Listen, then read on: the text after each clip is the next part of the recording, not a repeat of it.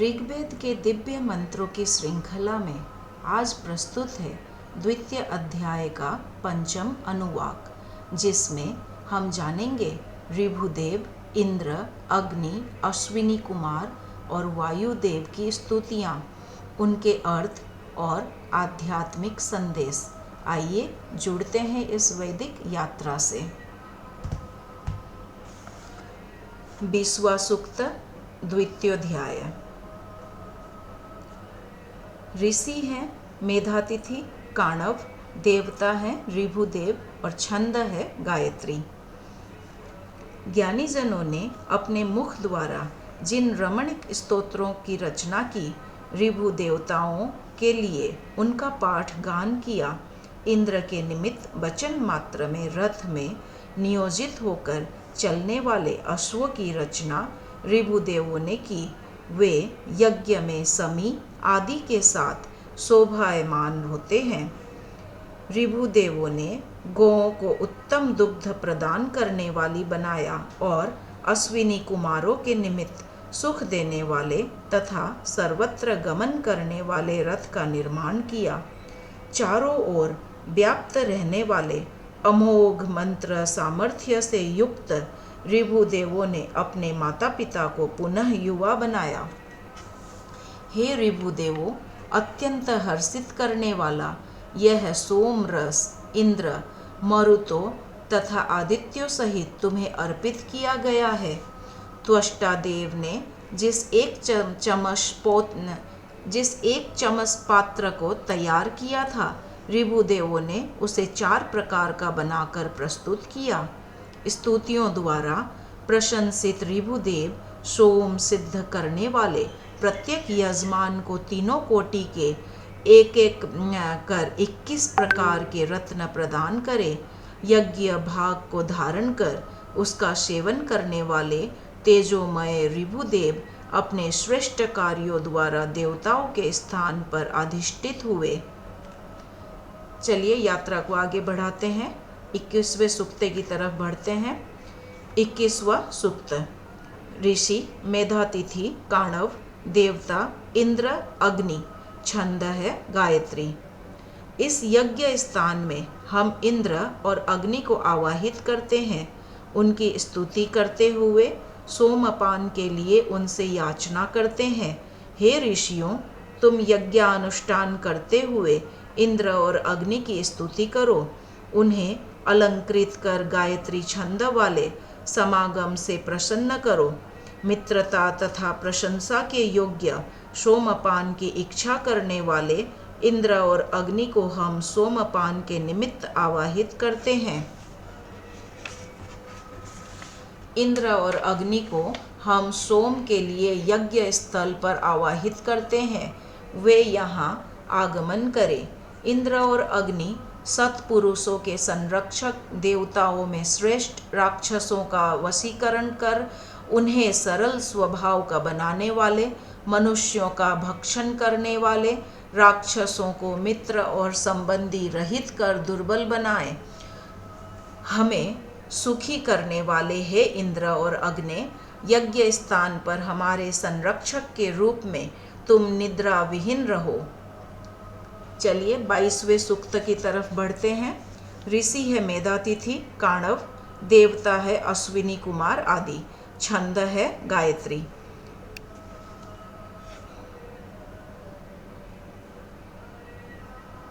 हे अर्धवर्यो, प्रातःकाल सचेत होने वाले अश्विनी कुमारों को निद्रा से जगाओ। सोमपान के निमित्त वे हमारे यज्ञ में आगमन करें। आकाश में गमन करने वाले दोनों अश्विनी कुमार सुसज्जित रथ से युक्त है। हम उन्हें आवाहित करते हैं। हे अश्विनी कुमारों, अपने प्रिय सत्य वचन युक्त चाबुक से यज्ञ को सिंचित करने की कृपा करो। अपने रथ पर आरूढ़ होकर हे अश्विनी कुमारों, तुम जिस मार्ग से जाते हो, सोमयाग करने वाले यजमान का गृह वहाँ से दूर नहीं है। यजमान के द्वारा गंतव्य स्थान को विज्ञापित करने वाले सुवर्ण धारक सविता देव का हम अपने संरक्षण के लिए आह्वान करते हैं। जो सविता देव जलों को सुखाकर पुनः सहस्रो गुना वृष्टि करने वाला है, हे ऋत्विज, हमारी सुरक्षा के निमित्त उसका स्तवन करो। हम उसके लिए सोम याग आदि कार्य को संपूर्ण करना चाहते हैं। धन ऐश्वर्य के दाता, सभी प्राणियों के आश्रयभूत, मनुष्यों के दृष्टा सूर्य को हम आवाहित करते हैं। हे सखाओं, हम सब बैठकर सविता देव की स्तुति करें। धन ऐश्वर्य प्रदाता सूर्य अत्यंत सुशोभित है। हे अग्नि, सोमपान के लिए त्वष्टा देव तथा यज्ञ में आने की इच्छा रखने वाली देव पत्नियों को लेकर आगमन कर। हे अग्नि, देव पत्नियों होत्रा, भारती, वाग्देवी, धीषणा आदि को हमारी सुरक्षा के लिए तू यहाँ लेकर आए। मनुष्यों को ऐश्वर्य देने में समर्थ अनवरुद्ध पथगामिनी देव पत्नियां और द्रुतगामिनी देवियां महान सुखों तथा रक्षण सामर्थ्यों से युक्त होकर हमें आश्रय प्रदान करे। इंद्राणी, वरुणाणी और अग्नाई का हम कल्याण तथा सोमपान के निमित्त आवाहन करते हैं। पृथ्वी और स्वर्ग हमारे इस यज्ञ कार्य को संपन्न करे।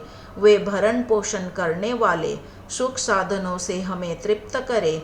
आकाश तथा पृथ्वी के मध्य गंधर्व लोक के ध्रुव स्थान में अवस्थित घृत की भांति जलों को विद्वजन अपने विवेक युक्त कृत्यों से तथा सामर्थ्य के द्वारा प्राप्त करे।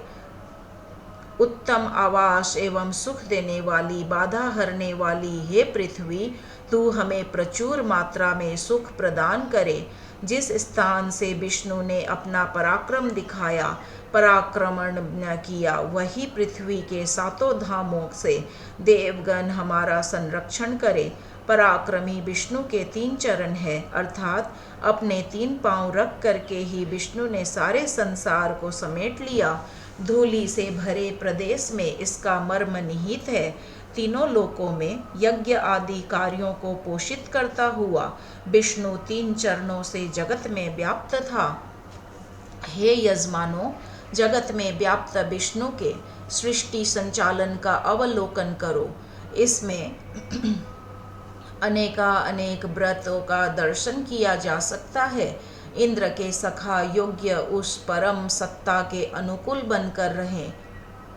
जिस प्रकार ज्ञानी जन अपने ज्ञान चक्षुओं नेत्रों से विष्णु के उत्तम स्थान परम पद को देख पाते हैं, उसी प्रकार सामान्य चक्षुओं से आकाश में स्थित सूर्य को देखा जाता है।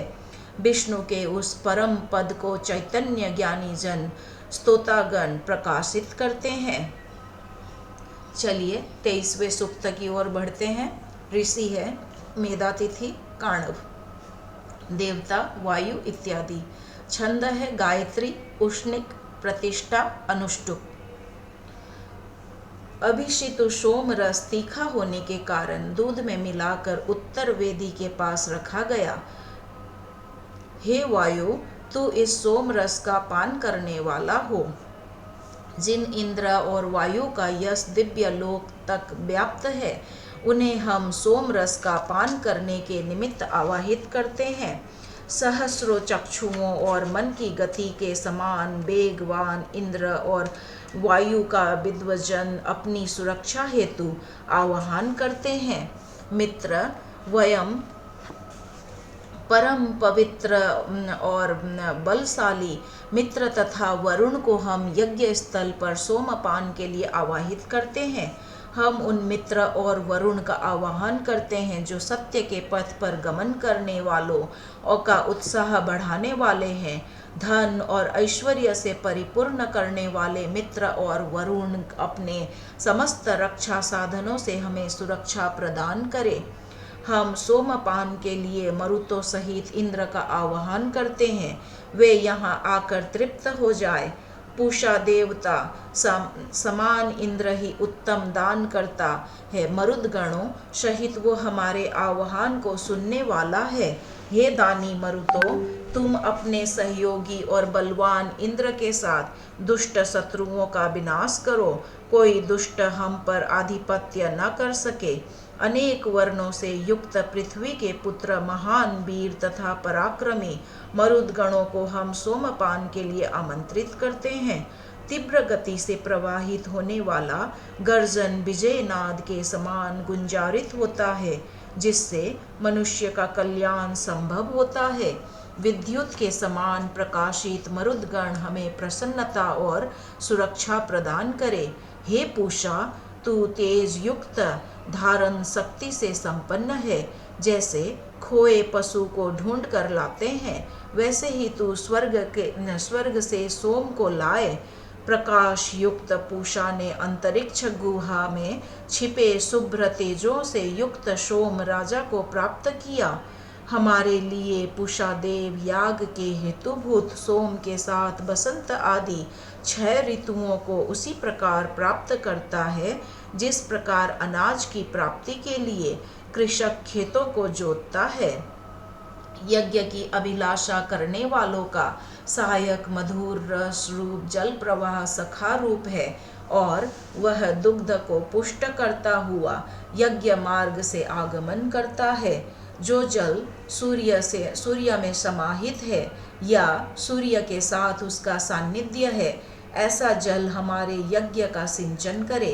उन जलों की हम स्तुति करते हैं जिनका सेवन हमारी गौएं करती है। उनका प्रवाहमान जलों के लिए हम हवि अर्पित करते हैं।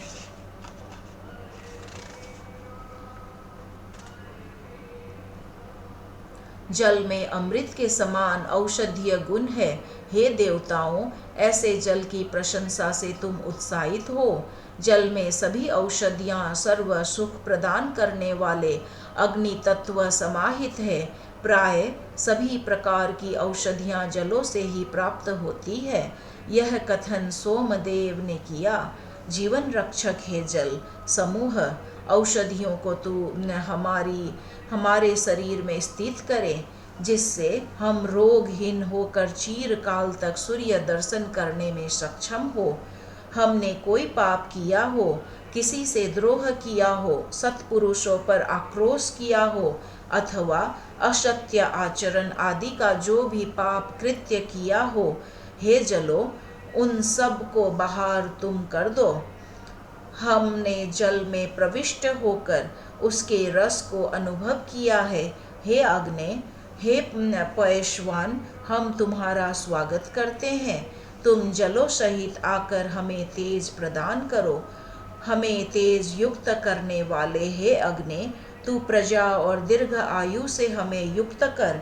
ऋषि देवता और इंद्र हमारे अभिप्राय को जाने।